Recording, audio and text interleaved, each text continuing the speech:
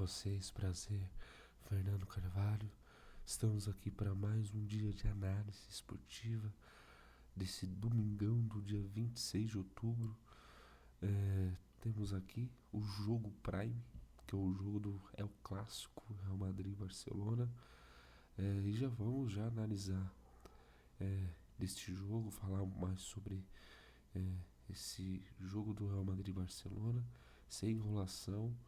Vamos lá. É o jogo Prime do dia, é o primeiro contra o segundo colocado. O Real Madrid, dentro da sua casa, não há nenhuma derrota e também nenhum empate. Tem jogos a menos aqui no campeonato, dentro aqui da sua casa. E fora, o Barcelona vem aqui de 3 vitórias, um empate, uma derrota. E levando em consideração essa aqui da derrota do Barcelona pelo Sevilla de 4-1. Então foi um placar muito desfavorável para o time de Barcelona, ainda mais tomar de 4-1 do Sevilla em Sevilha contra o Barcelona. Esse jogo aqui é um jogo de provocações, já está vindo provocações dos bastidores entre os jogadores do Real Madrid e Barcelona, principalmente o Yamal com os jogadores, com os bastidores ali do Real Madrid, em questão de arbitragem e tal. O árbitro da partida aqui até justificável aqui pela presença, até mesmo é um árbitro over de cartões, é um jogo over cartões. Não vejo aqui um jogo tão amigável, tão amistoso, tão assim xoxo. Acho que é um jogo de cartões, de gols. E é um jogo que eu tenho a sensação que, claro, você tem que escolher os lados. E eu tenho um lado, o meu lado aqui é pelo Real Madrid, pelo momento, assim, pelo momento melhor do Barcelona. Vivo o momento melhor do Barcelona não por estar aqui na liderança, mas o Barcelona nos últimos jogos tem tomado muitos gols. A defesa está muito vulnerável. Claro, evidentemente, você tem aqui uma diferença de um gol de diferença e tal. Mas eu vejo que o Barcelona, sua defesa está vulnerável, não está conseguindo colocar o time ideal dentro de campo. O Real Madrid vem de uma reconstrução com o Xabi Alonso, é o primeiro El Clássico do Xabi Alonso. Então isso até mesmo faz de mim não tão de estar com sede de fazer entradas nessa partida em mercados de cartões, mercados de gols, porque é um jogo para assistir, é um jogo para contemplar, para a gente observar, ver o posicionamento dos times, a maneira que o Real Madrid vai jogar com o Xabi Alonso diante do Barcelona, a maneira que o Barcelona vai se comportar defensivamente contra o Real Madrid, que vem fazendo bons jogos, né, no ataque, com o Vinícius Júnior, com o Arda Güler, com o Mastantuono, com o Mbappé. Então isso já reflete ali um bom ataque do Real Madrid, com a defesa vulnerável do Barcelona, mesmo que é uma diferença mínima aqui entre de gols tomados, mas o Barcelona está tomando muitos gols bobos em times inferiores. Por exemplo, Girona tomou gol do Girona na última partida. Isso tomou gol do Olympiacos, e se não fosse o pênalti polêmico aqui no 6-1 na Champions League, eu não sei se o placar seria de 6-1, mas tomou aqui do Girona, tomou 4 do Sevilla, um da Sociedad, um do Oviedo. O Getafe é o típico jogo que faz o time ser under. Então, se o Barcelona é over goals, o jogo vai ser under goals. Então o Barcelona tem tomado muitos gols, embora que o Real Madrid tenha tomado gols também aqui na competição. Mas enfrentou aqui o Villarreal, é, tomou gol do Villarreal, ok, não tomou do Espanhol, tomou do Mallorca. É, mas veja aqui, ó, por exemplo, tomou 5 do Atlético de Madrid. Claro, aí deixa uma pulguinha atrás da orelha, no sentido de enfrentar um time mais cascudo, mais sólido, né, de elite. Tomou 5 do Atlético de Madrid, tomou um do Levante. Mas eu vejo, é um jogo aqui, claro, de gols. Mas eu vejo que o Barcelona, em alguns momentos ali, tem uma defesa mais vulnerável. Até mesmo por se tratar de uma linha alta do Flick. O Flick ele faz essa linha alta em todos os jogos, então isso faz com que que o Barcelona possa tomar gols, né, nas partidas, então isso é um perigo, né? É um, é um conceito do treinador do Barcelona, mas é um perigo dentro de um jogo aqui contra o Real Madrid. Será que terá essa linha alta contra o Real Madrid? Isso é só, né, no ao vivo que possamos entender ali o panorama desse jogo. Claro, é um jogo para gols, é um jogo para cartões, pelos bastidores e pelas últimas temporadas. Barcelona atropelou o Real Madrid na última temporada e venceu praticamente todos os jogos da última temporada. E o Real Madrid aqui precisará necessariamente dar uma resposta aqui diante da sua torcida e também pela presença do seu novo treinador Xabi Alonso, que será o primeiro El Clássico aqui do Barcelona. E eu escolho o lado que é do Real Madrid pelo momento melhor ali na temporada, um leve momento melhor. O Real Madrid ainda não encontrou seu time ideal, não encontrou ali o seu melhor desempenho na temporada ainda, assim como o Barcelona. Mas eu vejo aqui, se for para escolher um lado, escolho o lado do Real Madrid. E também eu tenho um carinho mais pelo Real Madrid também. Sou um torcedor do merengue do Real Madrid. E isso também, para fazer entradas, você precisa te separar um pouco da emoção e também pelo lado da razão ali. Então, aqui eu tô indo mais pela razão. Emoção, isso deixa lá dentro de campo, quando a torcida mesmo, sem fazer nenhuma entrada. Mas é isso, acho que do Real Madrid e Barcelona não tem muito mais o que falar. É um jogo para contemplar, para assistir, ainda mais que é na hora do almoço, então fica mais fácil ainda de assistir ali almoçando e ver o jogo ao mesmo tempo. Nós temos aqui a Premier League, Arsenal e o Crystal Palace, o Arsenal com uma cotação alta, e isso o mercado ele entende que respeita aqui o Crystal Palace. O Palace está fazendo uma ótima temporada, ganhou a Supercopa em cima do Manchester City, ganhou do Liverpool de 2-0, de 2-0. Então o Palace tem feito uma ótima temporada. Nas últimas temporadas tem feito uma ótima temporada aqui na Inglaterra. O Palace é, é o tipo time, é o time que não, ganhou de 2-1. Foi de 2-1 aqui do Liverpool. Ganhou do Aston Villa de 3-0 fora de casa. Empatou aqui, ganhou do West Ham, que tá numa e perdeu agora do Leeds, o West Ham. Então o Palace vive um bom momento. E vem aqui numa sequência aqui de uma derrota, e também de um empate, mas nada que isso afete o campeonato, ainda mais aqui jogando contra o Bournemouth, que é um ótimo time aqui da Inglaterra, que tem dado trabalho também para os times grandiosos da Inglaterra. Vai enfrentar o Arsenal, que é o líder da competição. Eu acho que o Arteta encontrou ali a solidez do time, do elenco. Eu acho que é um dos fortes candidatos para ganhar a Premier League por justamente trazer a efetividade dentro de campo. É um time que não precisa necessariamente fazer chutes, finalizações e escanteios, mas é a efetividade. Ganhar o jogo já é o suficiente. Então eu vejo aqui um caminho mais voltado Para o Arsenal, claro, pelo favoritismo, essa odd normalmente está alta, mas o Arsenal, dentro de casa, é o dominante. É, salvo engano, não perdeu nenhuma, acho que nem empatou aqui dentro de casa. Não empatou com o Manchester City, é, mas é um placar aceitável.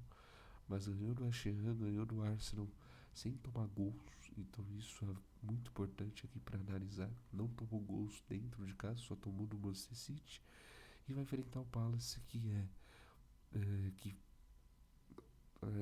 dentro ali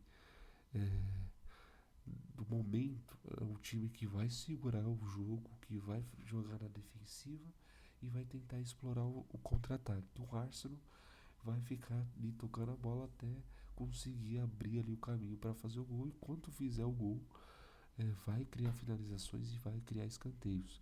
Caso o Arsenal esteja na frente, aí sim eu vejo um caminho mais no sentido de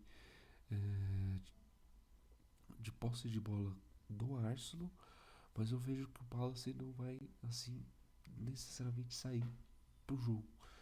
Eu acho que o Palace aqui mesmo assim vai explorar os contra-ataques justamente para não tomar um macete do Arsenal. Então eu acho que o objetivo aqui do Palace é não tomar muitos gols e sair com empate e até mesmo uma possível vitória. Para o Arsenal é o caminho da vitória. Joga dentro de casa, é o líder do campeonato, então tem tudo aqui para ganhar a partida contra o Palace é, aqui dentro dos seus domínios. Vejo um jogo mais pro under goals, por se tratar de um confronto ali, é, não no sentido de entre eles, mas pelo momento aqui do Palace e pelo Arsenal, apesar que o Palace é um time mais over goals, mas pelo momento aqui da partida eu vejo um controle mais do Arsenal de posse de bola, mesmo à frente do placar. Então eu vejo um caminho mais de under goals. Justamente isso porque o Palace eu não vejo que ele vai sair muito para expor aqui algum contra-ataque e também se expor e tomar mais gols. Então vejo aqui um controle mais assim, mesmo que o Arsenal esteja na frente, com o Arsenal ali presente o tempo todo no ataque. É, nós temos aqui o Aston Villa e o Manchester City. É um jogo é, até mesmo difícil de analisar, porque o Aston Villa agora está no momento melhor do campeonato.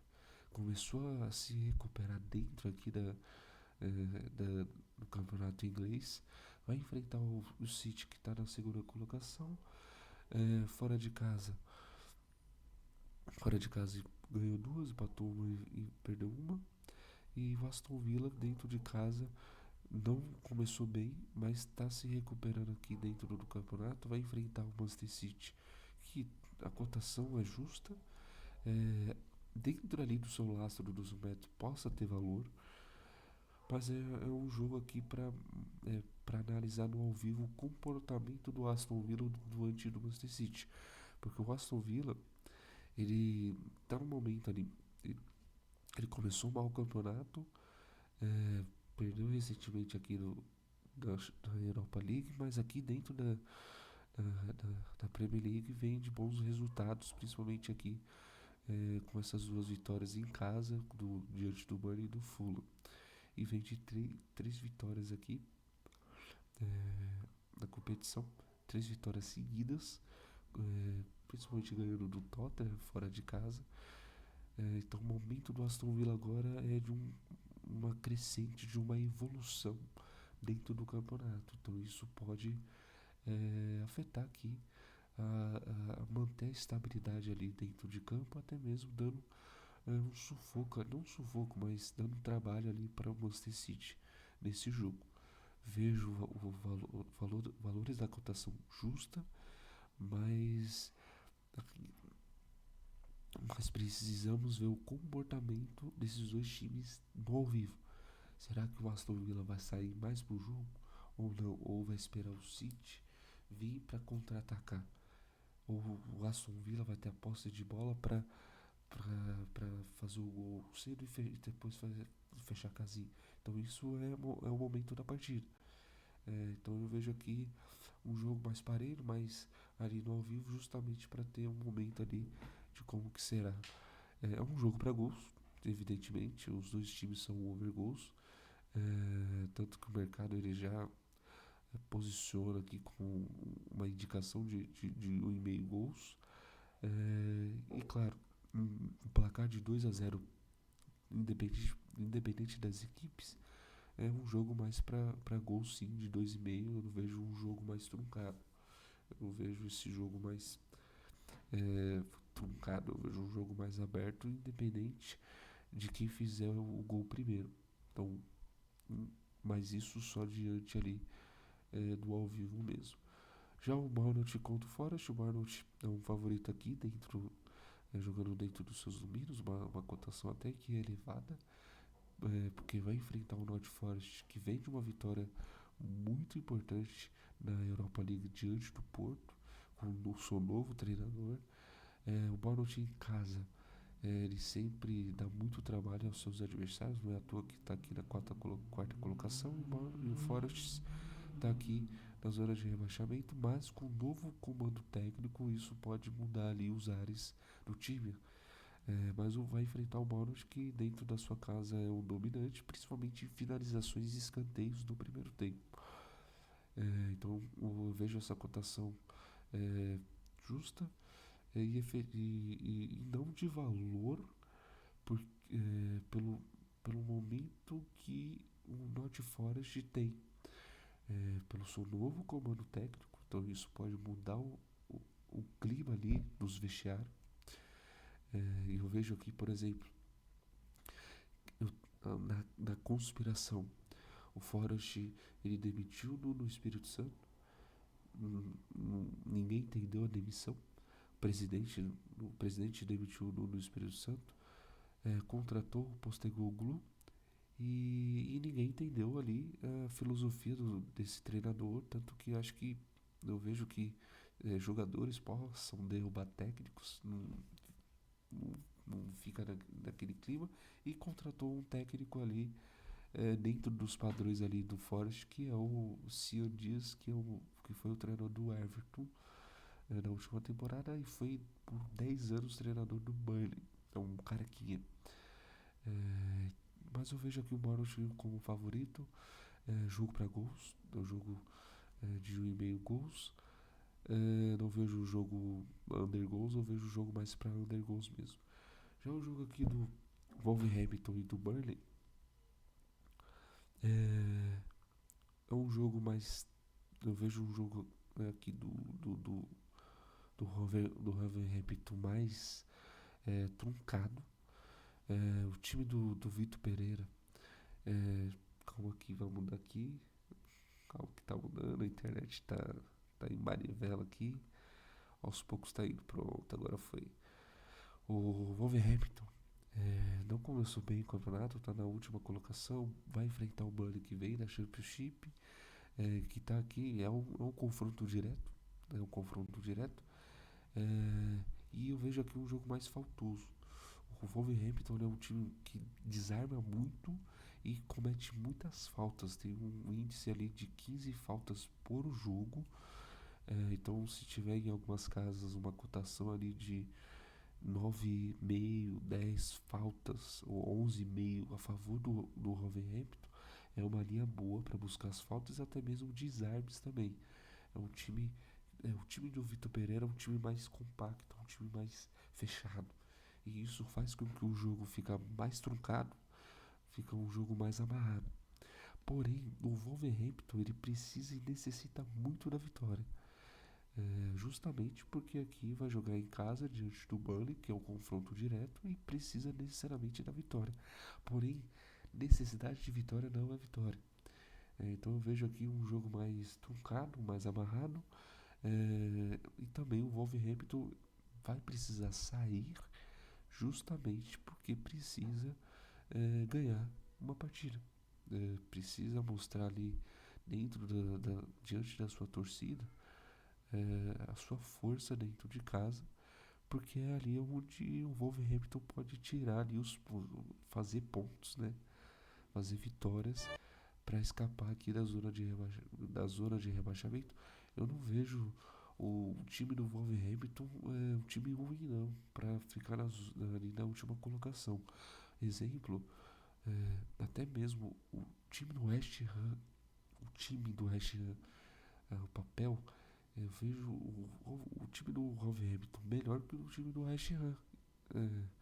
Você tem aqui o André João Gomes, você tem o lateral que é bom, você tem o Lars, você tem o Harris jogando aqui. O time não é ruim, ele não é ruim, cara. Eu acho que o Vitor Pereira ele fica inventando muitas posições dos jogadores. Esses jogadores aqui, André João Gomes faz muito desarmes, o Harris também. Então eu vejo um jogo mais aberto aqui, apesar de um jogo mais amarrado, é um jogo mais aberto porque por mais que o mercado está indicando aqui um caminho mais under, é, é um caminho de overgoals porque o Wolverhampton precisa sair para ir para cima, fazer gols para ganhar a partida e consequentemente o Wolverhampton ganhando, o Burnley vai ter que sair também. E se o Burnley ficar à frente do placar, o Wolverhampton vai ter que sair. E isso vai gerar contra-ataque por Burnley. Então eu vejo um jogo aberto, principalmente pela necessidade de vitória do Wolverhampton. E também aqui vai jogar o Burnley é, um empate aqui fora de casa não seria um resultado ruim, mas é um confronto direto ali na parte de baixo da Premier League. Então eu vejo aqui um jogo mais aberto, mas um jogo também truncado, faltoso ali. Principalmente pelo árbitro, que tem uma média de 25 faltas por jogo. Esse árbitro, o Peter Banks, tem uma média de 24 a 25 faltas por jogo. Por último aqui nós temos o jogo do Brasileiro, Palmeiras e Cruzeiro. O Palmeiras ele perdeu de 3-0 da LDU. É um placar que será muito difícil de recuperar. E eu vejo aqui um valor absurdo no Cruzeiro, principalmente aqui no handicap ou no empate no Cruzeiro. Porque provavelmente o Palmeiras vai jogar com um time misto, com um time alternativo, justamente para buscar a virada na Libertadores na próxima semana contra a LDU. Então aqui é um jogo extremamente perigoso para o Palmeiras e também para o Cruzeiro. Porque se o Cruzeiro ele perde do Palmeiras aqui, com um time alternativo misto, adeus Campeonato Brasileiro. Então para o Cruzeiro aqui é um jogo extremamente importantíssimo, justamente aqui pelo momento do Palmeiras que está vivendo na fase complicada na Libertadores. Então o Cruzeiro, a pressão maior aqui está no Cruzeiro, porque provavelmente o Palmeiras vai jogar com uma rotação mais lenta, com um pace mais lento, justamente pensando ali na Libertadores, é, de alguma maneira de reverter esse placar na Libertadores. É, então eu vejo aqui, claro, Palmeiras é um time sólido, cascudo, tem elenco para isso. O time misto, quando eu falo time misto, é um time forte também. Mas eu vejo aqui um lado mais positivo, mais favorável ao Cruzeiro, principalmente pelo momento que o Palmeiras está enfrentando nessa semana diante de uma semana conturbada da Libertadores, que precisa reverter o placar o mais rápido possível contra a LDU no Allianz Parque na próxima semana. No mais é isso. Revisando aqui, nós temos a Premier League, que vai ser a base aqui do planejamento do dia de domingo. Nós temos o El Clássico do Real Madrid e Barcelona, nós temos jogos do Brasileirão, mas o mais importante aqui eu acho que é o Palmeiras e o Cruzeiro, mesmo que o Palmeiras possa jogar com um time alternativo, vai ser um grande jogo aqui. E no mais é isso, obrigado pela companhia, obrigado pela presença de vocês, tamo junto, é nóis.